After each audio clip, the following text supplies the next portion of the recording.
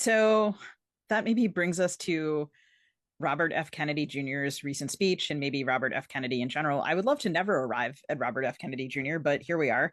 His recent um it was a news conference. He said this about people with autism. This is a quote. These are kids who will never pay taxes, Kennedy declared. They'll never hold a job. They'll never play baseball. They'll never write a poem. They'll never go out on a date. Many of them will never use a toilet unassisted. We have to recognize we are doing this to our children. So these are his comments, his ludicrous comments. Could you just talk generally about how the neurodivergent community has reacted to this? Yeah, I mean, absolutely. I think first and foremost, a lot of the reaction comes from validity.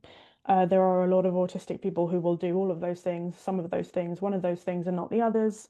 And a lot, there is a deep misunderstanding of amongst, masses of the general population of what autistic lives actually look like, and the fact that they look very different in very different cases across the world.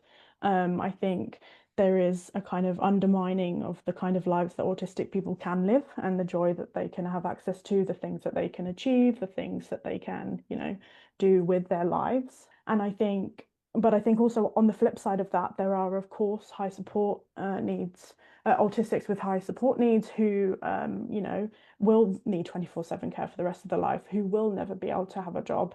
And I think there's quite rightly a lot of anger around the kind of conversation because it comes down to a question of why does that make their life any less worthy or valuable? If there are autistics who, will need that support for the rest of their lives, they are just as deserving of that care, that love, that right to life as an autistic who can work, who can write a poem.